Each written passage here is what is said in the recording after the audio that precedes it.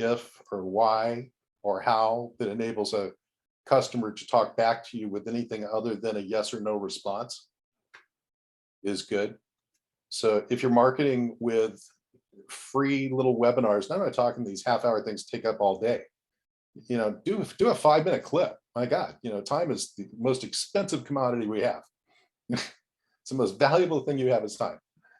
So, why are you saying, come sit for 2 hours and listen to me yammer on about how great my business is? I can tell you that in 3 minutes. And if you don't like Yo, what is up? This is Christian D. Evans, host of Journey with Christian D. Evans podcast. And I just want to share with you real quick, thank you. Thank you so much for listening to this podcast. It really means a lot to us, but also our community. And, if you like this, please share this with your friend, your family, a colleague, someone that you don't even like. Definitely share that with them. And then also leave a comment and a review for us. We really do appreciate that. And show our guests some love if you find that this episode really resonates with you. Secondly, also want to share with you some really awesome news. I've had the Fortune Opportunity Network and have incredible guests, 8 and 9-figure entrepreneurs, CEOs, and founders on our podcast. And what we've done is we've actually been able to open up a Be Uncommon If You Can mastermind, where we're able to open up the door for so many of you, right? Those that are 6-figure, 7-figure entrepreneurs that are scaling, that are struggling, that really want to level up their game, their business, their life, whatever it is. I'm able to open up that door for you with this Be Uncommon If You Can mastermind. Now, we're only taking a select few of individuals. So what you'll need to do is go to christiandeevans.com/mastermind now. And the link is actually in the description as well. Guys, that is christiandeevans.com/mastermind now. We're only opening this up for a select few of individuals that really want to level up their game. You have a conversation with me, see if you qualify. And guys, enjoy the episode. And remember, be uncommon if you can. Cheers. Thank you so much for tuning in to Journey with Christian D. Evans podcast. I'm your host, Christian D. Evans. And this next man that we have on actually worked with Steve Jobs, Apple, many, many years ago. He's also a strategic planner and has been in the industry longer than most of us have been alive. And I'm just joking with that. But the biggest thing is he has an incredible amount of experience in this industry. And then one of the reasons why I wanted to have him on is because he had a work remote team before it became famous, before it became cool. He's been able to impact hundreds upon thousands of his clients and been able to help produce incredible amount of results. He's been featured in so many different places, and we're very excited about having him on, talking about everything about entrepreneurship, marketing system, where it's going, what it's been like, and obviously certain patterns and certain principles that will always stay the same in the marketing industry. My friend, Mike Descher. How you doing today, my man? Hi, Christian. I'm doing great. How about yourself? Oh, very excited about, just dialing in this and having this conversation because you just have an immense, experience in this industry. And what I find so interesting is how the industry has changed, but obviously there are certain principles that will never change and stay consistent. And I like to just kind of dive into this first. What are some of those principles that you see that have always been consistent throughout the times of social media to, old cold email, and when you had like 50% open rate and click-through rate and all that stuff, like everything's changed. But I'd love to kind of get your response. What are certain principles that have never changed in the marketing industry that you've seen? Well, when I look at it, I don't think of entrepreneurship. I don't think of all the new buzz terms. I don't think of social media. As a matter of fact, my company, MediaGroup, actually has a tagline of "We begin where social media ends." So I look at business from going back to the beginning, thousands of years ago, where it revolved around sales and trading and barter communications between individuals. So I think we still have that. It's kind of swung like a pendulum, like most things. It's gone overboard where people have confused sales with marketing and both of those with business development, those kind of things in small businesses and large businesses. There's a lot of feeling and thought, especially in the younger entrepreneurial community, that I'll just build a website and people will come and I'll get rich and somebody will buy it from me and I'll be a millionaire at 30. And unfortunately, it doesn't always work that way. It has worked for a couple of people, but the basics of being a good, honest business person, having good products, I think still is top foremost what's going on. So let's talk a little bit about that because I do think you're right on that, but I'd love to get your perspective in regarding to marketing and sales, right? It is a little convoluted it's very connected in the fulfillment process. But I'd love to kind of get your perspective. Why do you think companies get it wrong, and what are they getting wrong? Well, companies confuse it. Marketing, if you were to go to school and get a degree in marketing, marketing is creating awareness. When I do presentations and things, I actually have a slide of a guy shaking trees. And that's really what a marketing person does, is they shake the trees and see if something falls down. But once you've gotten awareness from a product, somebody has to say, so would you like to buy it? I mean, even down to simple things. I like to watch a lot of real estate shows, for instance, and you'll see these people walking people through houses and what a great thing. And they'll say, it's great, isn't it? And that's that. And they say, can we look at more houses? Sure. Instead of saying, so should we make an offer? So sales is the ability to close after there is interest. Marketing is what is supposed to generate interest. So you can't just put up a website and have something tell you how great it is, and then not ask for the sale at the end. Well, what I find so interesting is because of this content marketing now, that's really, really prevalent in today's world. It's like, hey, adding value, adding value, adding value. And what I've noticed definitely with the people that I've consulted, it's like they add value and that's fine. But man, the customer journey is like forever. And sometimes people just want to go and say, hey, I'm looking for this product. I'm in pain and I need someone to solve it. And there's a lot of conversion that you could really work on. So I'd love to talk a little bit about that. Definitely with this industry of content marketing, it has a place, right? Which is it's productive, but the lifetime the customer journey takes forever. So I'd love to talk a little bit about that. What do you see that they could maybe optimize a little bit and be maybe more direct and saying, hey, do you want to buy this house? Because you always have to ask them, right? Sometimes. Yeah. And Well, if you think about it, if you're just doing content marketing, you are a Amazon, let's say. When you go to Amazon, you've already gone through most of the thought process of what it is you want to buy. It may even be down to, I want to buy this pen, that looks a particular way, and that's what I want to pay. I want to pay $1 for it. So you go on Amazon, you look. There's no value in that. The value comes in somebody explaining why that pen is different from another pen. And when you see it, and I'm just going to use Amazon as an example because they're probably the biggest content marketer out there. Some companies that advertise on Amazon get it right to make sure you're the right customer for the product, and some don't. And when you were talking about adding value, it's those kind of companies that add value.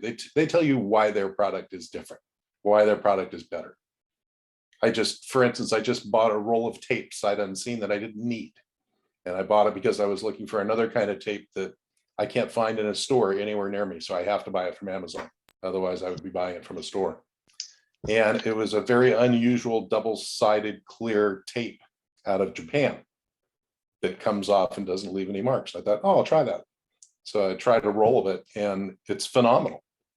But they spent a good deal of time on Amazon explaining exactly how to use it, why you would use it, and a whole lot of time of please don't buy this if you're going to do this with it.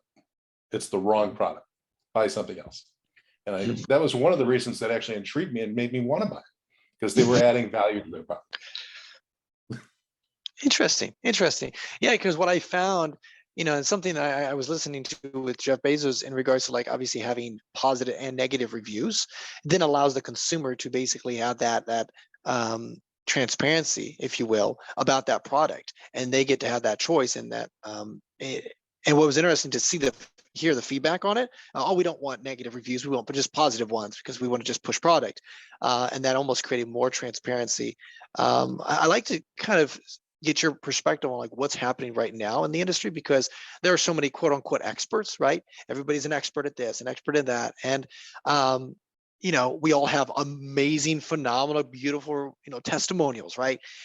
And the thing is let me ask you, like, would it almost be more beneficial to have negative testimonials and embrace the negative reviews as well, to kind of help grow and build? Or what are your thoughts on that? I think you make a good point on that. It is a good perspective, I think. I think people like to hear bad things more than they like to hear good things, because you can sort out the bad ones really quickly. I hate this plumber because he never showed up at my house. I found him on the internet, never showed up at my house.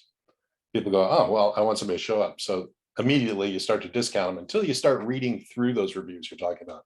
And you may find out it was just that one person that he didn't show up to, but he showed up to 100 more and everybody loved him. So the reviews are really good. Bezos has it right with that. It's great that he's transparent and leaves those open and does that, unlike like Yelp as an example, because if you subscribe to Yelp and you pay them thousands of dollars a month, you can take off your bad reviews. So that doesn't allow a lot of transparency. So I think most people today really want to have information, but I also think they're kind of in a hurry a little bit too much. So they will go and they'll look and they'll read the first review, and if it's great, they'll continue on, and if it's bad, they'll stop. So I think some work needs to be done, and I'm not sure if it needs to be done on the platforms side, for them requiring their advertisers, their sellers, whoever it may be, to give more information, or if it's something that the entrepreneur themselves needs to learn and understand, because online marketing is a completely different thing than what we used to call advertising. Before we had online, you had to find somebody somewhere. You found them in a phone book, you saw a billboard ad, you got it off a little local newspaper, something like that. So, you know, the times are changing, but they're staying the same a little bit too. Yeah, well, because your whole company is, and I love what you said there, is your tagline is, you are where social media stops, right? So that's where you continue the process.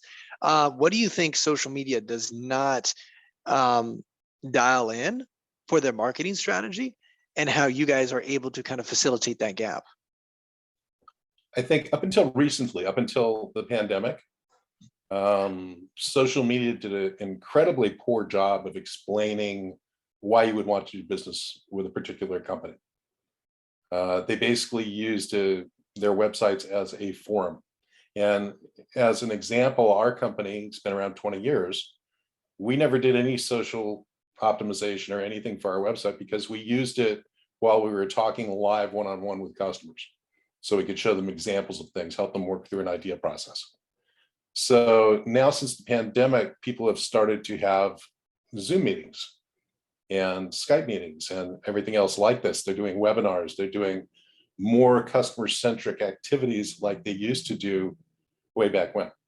The example is, I used to work for Apple Computer from 97 till about 2006. Apple didn't have the retail stores in the beginning, but they did in the end. So my group traveled from town to town and did seminars one-on-one and talked to people about why they needed to be invested in the Apple ecosystem and how we were going to change publishing and digital imaging in the future. Couldn't have done that with websites right before the pandemic. But since we've gotten all these tools to do webinars and things, it's coming back around to value-added selling. And I think that's great. Well, what I find so interesting about, like, that's specifically is like that is a new product and a new industry. And so at the beginning, you had to do a lot of training because it was almost like you had to create the demand yourself, right? Nowadays, because there's such massive demand for iPhones and phones and itself, like we see the demand for it. Now it's being able to just really, like, and I'm just using it as an example, but now we're able to create another product that's very similar in that regard, but just a little bit better. And then of course, attract them to, we don't have to create the demand. So I would like to talk a little bit about that, because it's like, so many of us I see, we love to train, we love to teach, we love to educate, but for some reason, so many of us, we don't like to sell, or we're vice versa, where we sell so much and I'd rather do, training and stuff on the back end. And obviously there is like a teeter-totter experience a little bit. I'd like to get your perspective, what you've seen in the industry and how you're able to kind of balance both of those to really create the best marketing strategy for your business structure. Well, the best ones that I've seen are starting to open up again now, where people can actually talk face to face. So a good part of our business was doing trade shows and conferences, live events where you'd actually be talking one person to another. Now we've got this hybrid sort of thing, very similar to what's going on with people doing remote working. Companies that are starting to embrace that. You'll see people doing virtual trade shows and they'll start talking about their product, but they don't a lot of times, and they get back to it again, they don't talk about the value. Why is it different? Why are you different?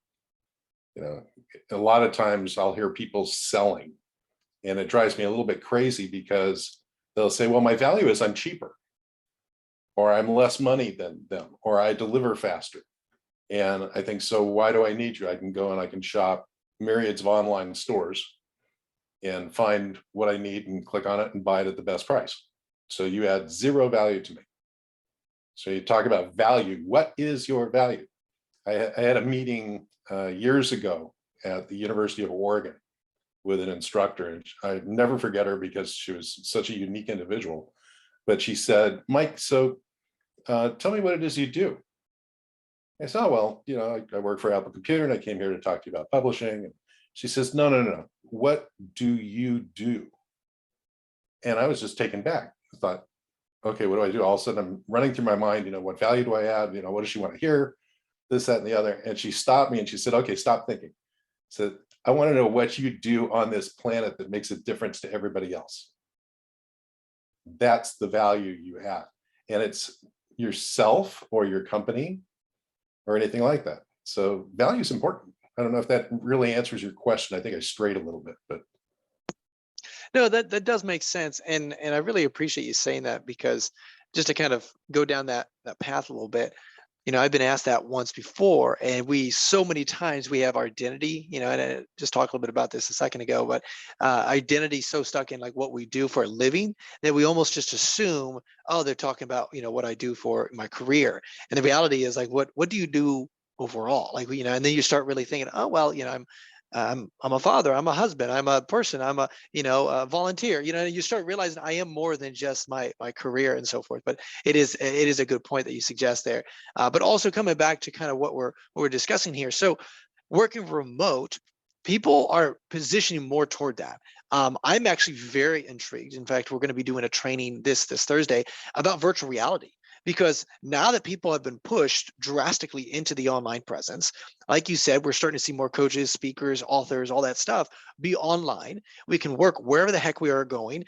I've seen even just like the migration of people living in the city moving further out, and the people that live in suburbs moving even further out, right, in the rural areas. So there's like a lot of things going on.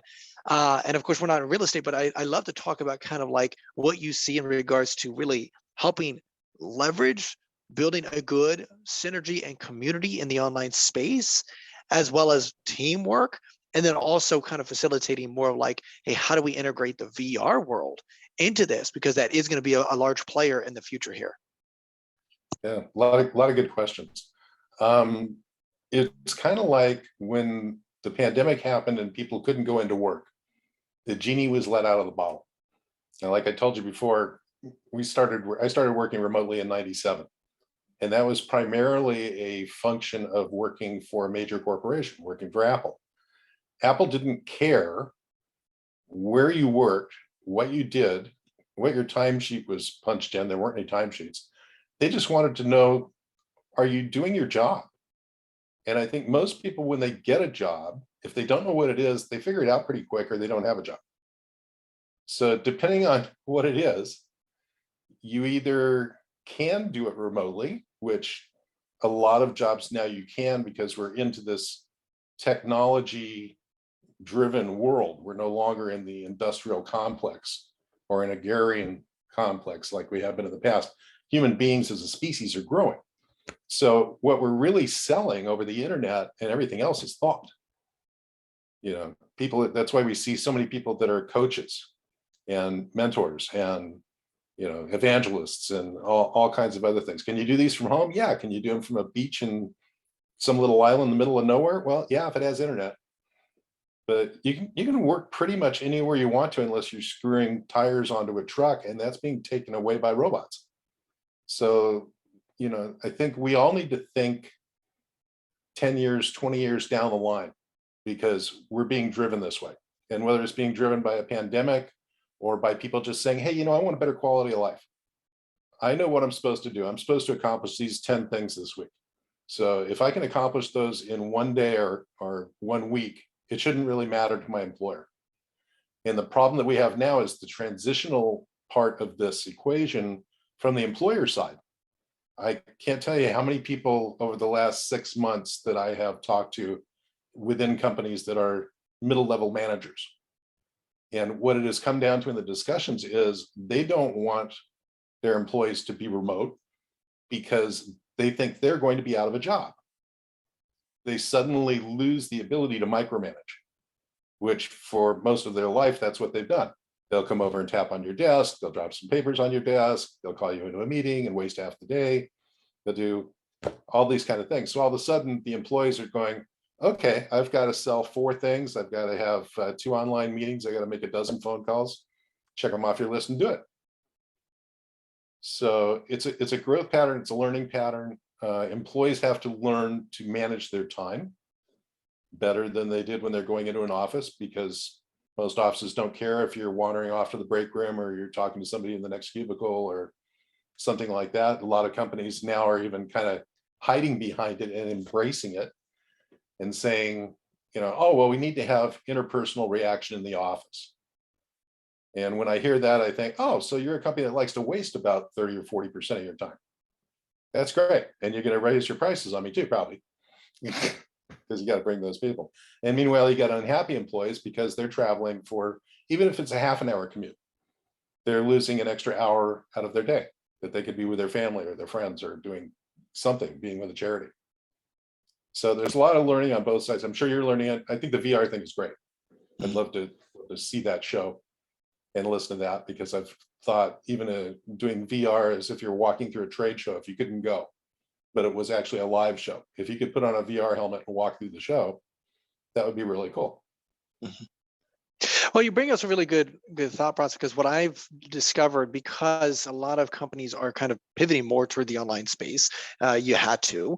One, like you said, there are benefits behind it, but there's also certain things like you have to figure out, right?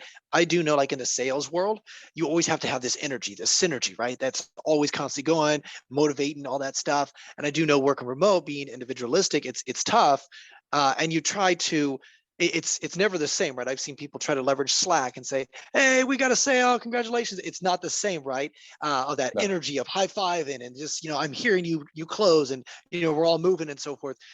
So it is tough, because you still have to create that community and synergy. And I've seen business meetings where everybody's on mute on Zoom, and they're like, type a number 2 if you're excited. It's just like, okay, and I get like what they're trying to do, but it's very tough, right, to keep that culture and to keep that emphasis on it. However, though, I do think it's very viable, because what I've also noticed is people become more productive, because it's like, hey, I don't have to spend here a full 40 hours a week. If I can do my job, my projects, whatever I need in 15 hours, 30 hours, hey, then I have the rest of my time that I can do other projects and becoming more resourceful. Plus, you don't have to waste all your time and energy on commuting. So there's certain things that I've seen that have facilitated, I think, to me, better growth and a little bit more of what everybody's talking about, work-life balance and whatever that shenanigans is. And I think it's just creating those boundaries. But I'd love to kind of get your perspective, or kind of your consulting capabilities, and like, okay, how do you keep the synergy when you have a team? How do you still keep that culture, and really facilitate just engagement with partnerships, or whether that may be your team, to make sure that we're all growing as a company? Yeah, I think it's all individualistic, and it depends upon the industry, it depends upon the company and the personality of the employees, all the way across. If you're going to take one of the most recent examples that I really, really like, is the CEO of Airbnb. Came out a couple of weeks ago. I'm not sure if you read it, but he said that they are going to go remote with all of their 300 offices worldwide. And people can choose, if you go to work there, you can work half in the office, half at home, all that. But the biggest thing that I got out of it was what you were talking about. How do you bring your team together? His caveat of all of this was, you need to be close enough to get to an airport, because every so often we're going to fly everybody in and we're going to have a team meeting. Now, I've been in a lot of corporate team meetings, and a lot of times that means, oh, we're all going to stand around, drink beer, and get to know each other, which is absolutely fine. That's a perfectly good use of business time, especially if you work remotely. I have clients I've done business with for 15 years that I have never met. I have clients not that long that I have never even talked to, that we just correspond via email because it's the best mechanism for them to communicate. They're busy, they can track on and off and off. So it's going to come down to training on both sides. It's going to come down to managers, instead of thinking about what their employees are doing, thinking about how their employees are feeling. You know, I got 4 salesmen and they're all in different parts of the country, and I want to motivate them.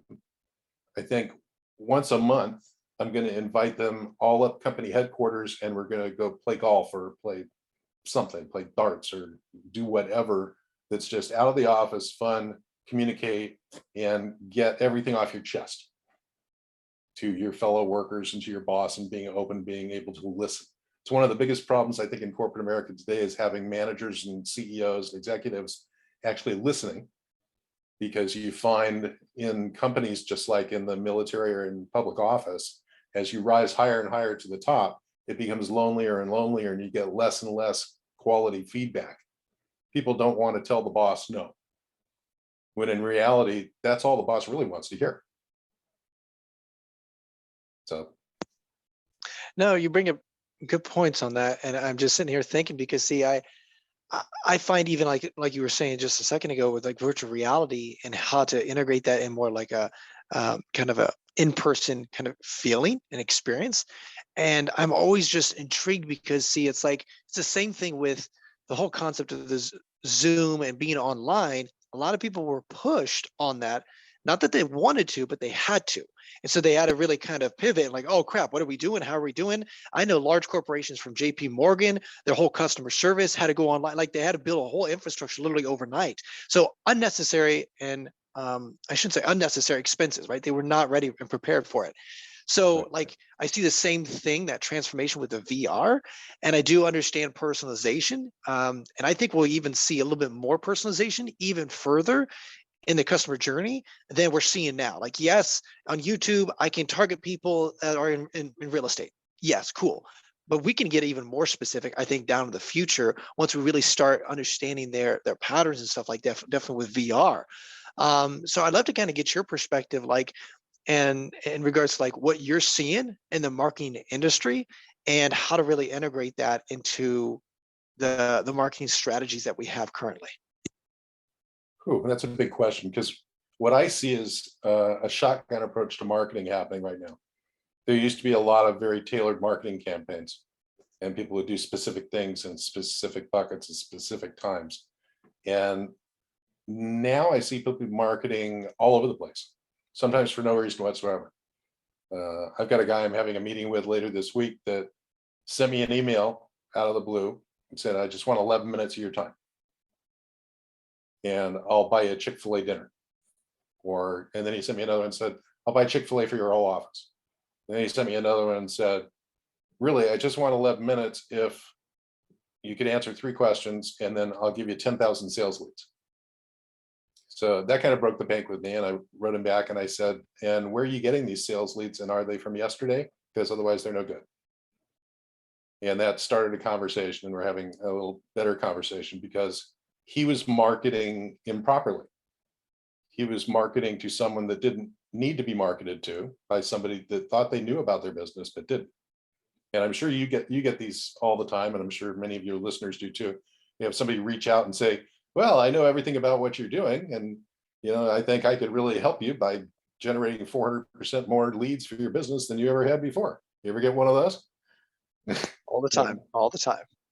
Get them all the time. So they have no meaning. So this has become the new thing of marketing. I had a webinar I wanted to attend that came into my inbox that said, this is a webinar about cold calling. And I'm a sales guy. I think at the basis of everything is sales. So I thought, God, that's great. I haven't heard of anybody doing a webinar on cold calling in a long time.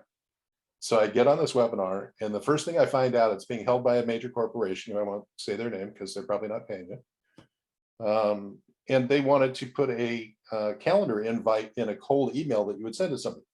So you would send me an email with a, hey, Mike, would you like to be on my podcast? Click here and I'll put you in my calendar. That was his idea of a cold call. instead of calling me up or something. He found my email. He should be able to find my phone number. I think if you Google my name, you can probably find 4 or 5 phone numbers for me. I like to stay visible. I don't believe in cutting people off. Not everyone's like that. So, that's where the marketing is going now. Is people are doing, I call it intrusive marketing rather than studied marketing. Your cost per customer acquisition goes up dramatically when you're looking for a specific person, specific type. But if you spend the time to understand who you want to sell your product to, are they a good customer, and you market to them, they're a good prospect. You're going to pay a little bit more because you're spending more time, but you're going to get a much higher close rate. You're going to get much more in sales. So it's a matter of what you want. Some people fish with a net and some people fish with a pole. So let's talk a little bit more in depth with that. Kind of share with our audience a little bit what that looks like in the approach and certain things that they could change to make sure that they're not doing the gunshot approach. Because I acknowledge the same thing. It's like I see that all the time. We're spending money. We're not even really sure, is it producing any results? And are people getting pissed off, right? Like it's like the market's just not hitting. So kind of explain that process a little bit further and say, okay, hey, these are the things that they should be aware of, that they need to change. So if like you're doing this, this, and this, hey, you need to stop doing that and switch over to more of that focused kind of sniper-like marketing.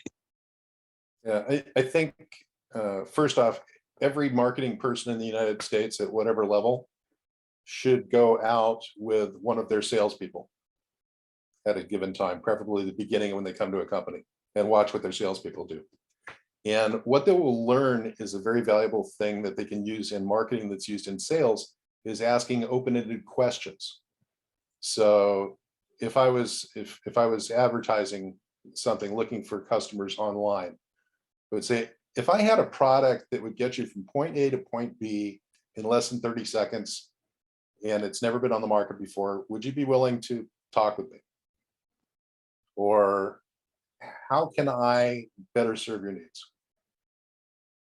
Anything that's maybe an open-ended type of question that uses if or why or how, that enables a customer to talk back to you with anything other than a yes or no response, is good. So if you're marketing with free little webinars, I'm not talking these half-hour things take up all day. Do a 5-minute clip. My God, time is the most expensive commodity we have. It's the most valuable thing you have is time.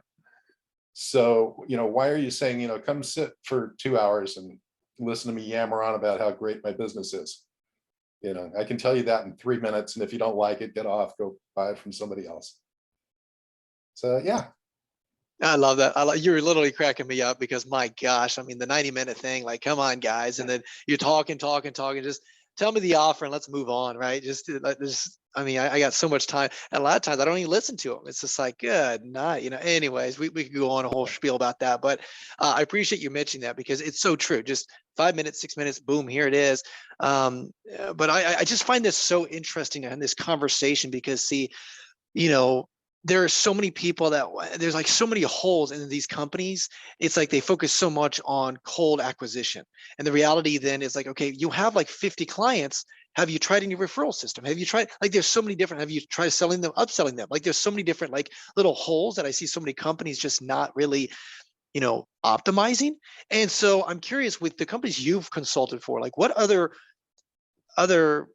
red flags or like small little holes in the bucket that they should be aware of? Like, oh, I was not aware that we're losing almost $1 million in potential revenue because we didn't have another product to upsell because they desired something else, and maybe we could do a partnership, or like there's certain things that are just like easy quick fixes that just have immense value. And I always like to call like high leveraged activities that the business owner should be thinking about. So what have you seen in your experience?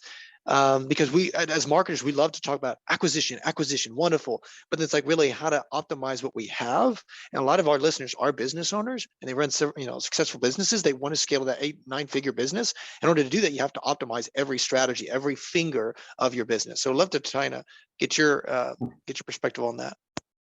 Well, The best thing I think any business owner can do is something that Hewlett and Packard did when they started their company up in Silicon Valley, when they started HP.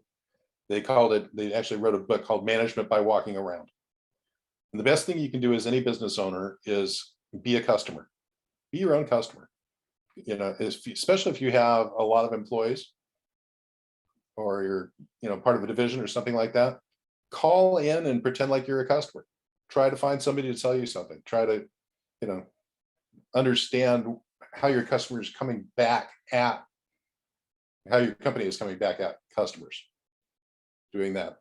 I can give you a really good example. We recently, I don't know if you noticed, because it really just went public about a week or so ago, we changed our company name from MediaGroup Consulting to MediaGroup Promotions. And we did this because being a mentor at William and Mary, we follow a certain process for entrepreneurship. And the more I taught it, the more I started listening to it myself and said, it's been 20 years. I haven't reached out and contacted a lot of customers. And we will require an MBA student to call 100 customers to find out if their idea is viable. Just call out to 100 people in different kinds of organizations and do that. So I did that. I called a couple of 100 customers that I had seen or not seen for a while over the last 20 years, and found out that they had a common thing. They loved doing business with us. They hated our website. And they hated that our URL had to be mediagroup-consulting.com because it's so long and so weird to type. And what we really do is promotions of all kinds. And we handle those promotions for customers, all kinds of things. So we started looking for a new URL. We changed the website to make it more friendly to people under 30, and kind of went with that. But if you're talking about finding holes that people don't look for when they're trying to make sales, expand, grow their business, those kind of things, a lot of people overlook the holes in a company. So people will try to sell something to the vice president of marketing or the CEO or the owner or something like that, and they can't ever get an appointment. But they've got a better chance of trying to call in to, say, human resources, or call the shipping desk, or somebody that never gets talked to. The one that's never gets talked to in an organization, I hope somebody's listening to this. You want to call into a major corporation and talk to an executive human being, asked to talk to the CFO, because the financial guys never get calls. They always sit there. They'd love to talk to people. They love to talk about the business, and just to call them and not sell them, but just say, I've heard about your business and I think it's growing, but can you tell me, is it growing? Do you like it? So, should I do business with you? Should people do business with you? It opens the first door of sales, which is called creating empathy. So you got to get to know people. Yeah, I appreciate you bringing this up, because I remember I was listening to some business owner that he does a lot of like high net worth investing, private investing management. And a lot of his colleagues would always fight for the CEO, C-suite. But he said what he did was he actually went one step below, and just head of growth, head of sales, those individuals that were still making pretty good money, but they weren't the C-suite. And what I found so interesting is his resourcefulness, his strategy effectively worked, because guess what? They weren't getting hit on all the time, right? So his conversions were just tremendous, and he was able to acquire a ton. But I think it's a really good point. What you were saying there is just the strategy is slightly different. So many times we focus on one thing because that's all we're told, but being creative and saying, hey, you know what? There's different ways of looking at a problem, if you will, and finding that solution, being resourceful in that. Man, Mike, I appreciate the conversation. I think this is just awesome. I appreciate the insight that you brought today with our audience here. How can our audience reach out to you and be part of your community and be part of what you got going on, Mike? They can reach out to me any way they want to. I'm very visible. They can look on LinkedIn for Mike Descher and you'll find me. You can Google MediaGroupPromotions.com. Find me. Many ways. You can Google my name and you'll find 5 pages of different ways to get me. You can find me on Facebook if you want. And guys, those links will be in the description, and make sure you Google him and make sure you find his cell phone number and cold call him and see what happens. Now, Yeah, no. You know, I have a cartoon hanging on my wall right here, and it's of a little guy sitting in a fort with a bunch of people trying to shoot arrows over this fort, and he's sitting at a table in the front, and there's a guy standing at the door of the fort with a Gatling gun, and the caption on the bottom says, "Salesman? I don't have time for a salesman. I'm fighting a war here." Brilliant. Why wouldn't you have time to talk to salespeople? You know, you should. Yeah, I love it. Oh man, I just I'll talk to appreciate that. anybody. That's how I found you. Or how you found me.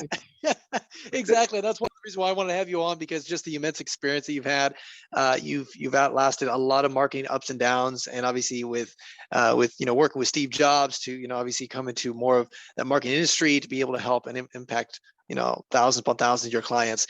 Mike, is there any last words of wisdom that you'd like to share with our audience before we let you go? Yeah, don't be afraid to talk to strangers. It's good to talk to strangers. Go to a networking meeting once in a while and try not to sell anything. Just shake people's hands and say hello and smile and ask them about what they do. Have interest in others. There we go. Hey guys, that is awesome. That is Mike Descher, and that is Journey with Christian D. Evans podcast. Until next time, guys, remember, be uncommon if you can. Yo, this is Christian D. Evans, Journey with Christian D. Evans podcast. We thank you so much for listening to this amazing episode. If you feel and you know that this was valuable to you, please show some love to our amazing guest by liking this, by commenting on this, by making sure that you do a nice 5-star review, and just show some love to our guest. That'd be really awesome. Also, make sure you share this with a friend, a family, a colleague, someone that you believe would bring value to their life right now. And guys, we just want to say thank you again for just being part of our community. If you want to have more resources, don't be afraid. Go to christiandevans.com. You can actually schedule a phone call with me, or you can send me an email at christian.evans@beUncommonIfYouCan.com. That's christian.evans@beUncommonIfYouCan.com.